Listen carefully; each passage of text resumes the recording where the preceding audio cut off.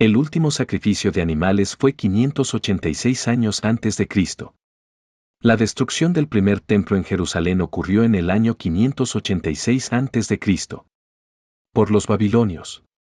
El libro de Oseas es generalmente datado entre 750 y 725 a.C., lo que significa que Oseas profetizó antes de la destrucción del primer templo. Tiempo hasta la destrucción. Por lo tanto, no hay un periodo de años desde la destrucción del primer templo hasta Oseas, ya que Oseas fue contemporáneo de los reyes de Israel antes de la caída de Jerusalén. Sin embargo, si consideramos el tiempo después de Oseas hasta la destrucción del templo. Primero, Oseas profetizó aproximadamente entre 750 y 725 a.C. Segundo, destrucción del primer templo en 586 a.C. El tiempo desde el final del ministerio de Oseas hasta la destrucción del templo, tomaríamos el año más temprano en que Oseas pudo haber profetizado, que es 725 a.C. Por lo tanto, desde el final del ministerio de Oseas, aproximadamente 725 a.C., hasta la destrucción del primer templo, 586 a.C. Hay un periodo de aproximadamente 139 años. En Oseas capítulo 3 verso 4, Dios predice un periodo en el que los israelitas estarían sin ciertos elementos fundamentales de su culto, incluidos los sacrificios, el efod y los ídolos. Oseas capítulo 3 verso 4 dice, porque muchos días estarán los hijos de Israel sin rey, sin príncipe, sin sacrificio, sin estatua, sin efod y sin terafines. Primero, sin rey y sin príncipe, esto se refiere a la ausencia de un liderazgo monárquico en Israel, lo cual ocurrió después de la caída de los reinos de Israel y Judá. Los judíos no han tenido un rey desde la destrucción de Jerusalén y el exilio babilónico. Segundo, sin sacrificio, esto puede entenderse como una referencia a la ausencia de sacrificios en un altar legítimo. Después de la destrucción del primer templo, aunque se construyó el segundo templo, no había una orden explícita de Dios para un nuevo altar.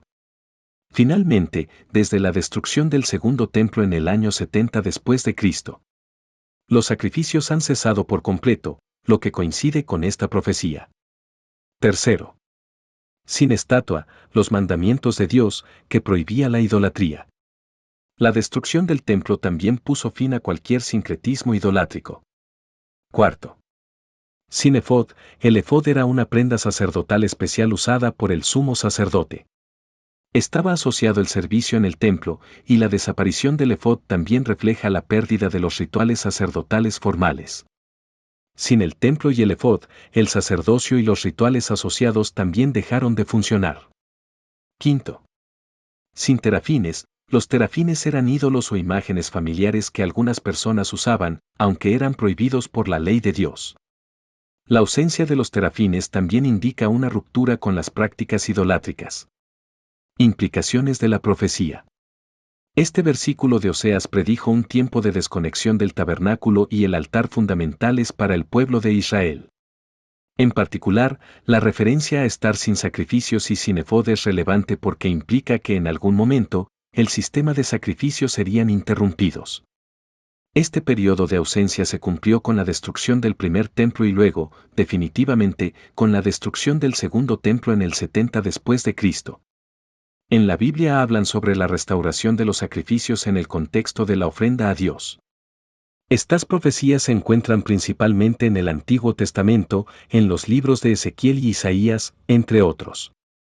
Primero, Ezequiel capítulo 43 versos 18 al 27, en este pasaje, el profeta Ezequiel recibe una visión del futuro templo y las instrucciones sobre cómo se deben realizar los sacrificios. Dios dice que los sacrificios serán aceptables y que se restaurará el culto en el templo. Este capítulo es importante porque describe un templo que será construido en el futuro y cómo se llevará a cabo la adoración en él. Y me dijo, hijo de hombre, así dice el Señor, estas son las ordenanzas del altar el día que se haga, para ofrecer sobre el holocaustos y para esparcir sangre. Ezequiel capítulo 43 verso 18. Segundo, Isaías capítulo 56 verso 7, aquí se menciona que los sacrificios serán aceptos en la casa de Dios. Los llevaré a mi santo monte y los alegraré en mi casa de oración, sus holocaustos y sus sacrificios serán aceptos sobre mi altar, porque mi casa será llamada casa de oración para todos los pueblos. Primero. Restauración del culto. Estos pasajes se interpretan a menudo como una promesa de que, en el futuro, habrá una restauración del sistema de sacrificios y un regreso a la ofrenda formal en el templo. Muchos en la tradición judía ven esto como una esperanza para la era mesiánica, cuando se restablecerá el templo en Jerusalén. Segundo. Visión cristiana. Dios claramente aborrece los sacrificios humanos y busca una relación basada en la obediencia, la justicia y el amor. La condena de los sacrificios humanos y la preferencia por un corazón humilde y contrito son principios fundamentales en la enseñanza bíblica. El papel del sacrificio.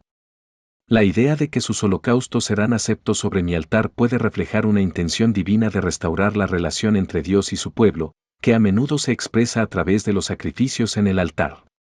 Este tipo de restauración simboliza un regreso a la comunión con Dios. Reflexión. La expectativa de un futuro en el que los sacrificios vuelvan a ser aceptados es un tema significativo tanto en el judaísmo como en algunas interpretaciones cristianas.